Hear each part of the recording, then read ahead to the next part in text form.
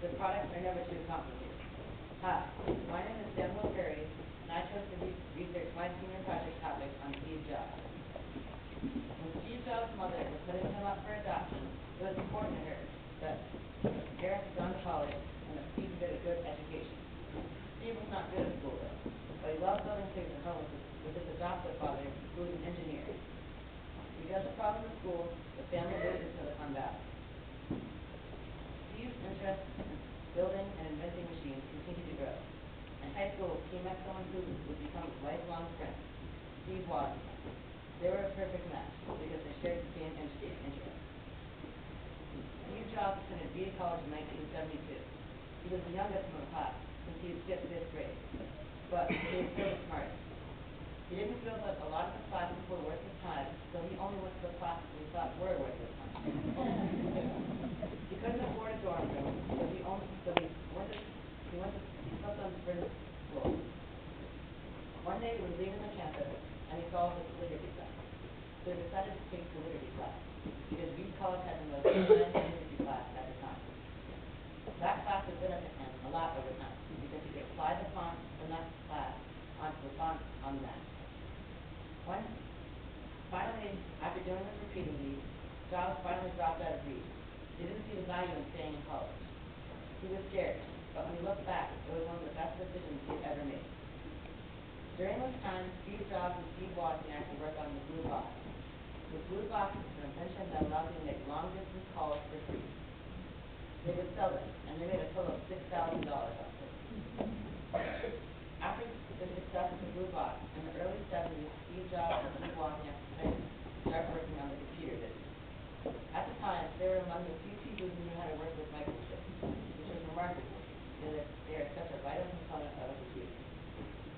In the early 70s, Jobs got hired for Atari. Steve Jobs and Steve Wozniak invented a way to run games on fewer microchips. That would be a skill that Apple would perfect many years later. After the success of Atari, Jobs and Wozniak went on and made the Apple Computer Company. They named the company Apple because Steve had spent the previous summer working on an Apple phone. Macintosh would soon follow. In 1985, Jobs was fired from Apple because of the power struggles between him and the board. He went on and made Next. Next is another computer company, a competitor with Apple. Next is going to do better than Apple, because the computers are faster, cheaper, and more reliable because they were built better. For the following 11 years, Next experienced tremendous success. Since Apple knew that Next was going to do better than them, they bought Next in 1996, and Steve returned to the company he created. After Jobs returned to Apple, it became one of the most innovative and successful companies in the history of America.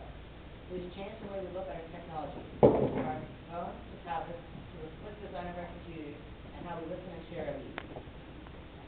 In spite of Steve Jobs' success and wealth, he wasn't focused on money when he was older. He once said, "Being the richest man in the cemetery doesn't matter to me. Going to bed at night and saying we've done something wonderful, that's what matters to me." He didn't care that he was the richest person in the neighborhood or even that he had the most possessions in his house.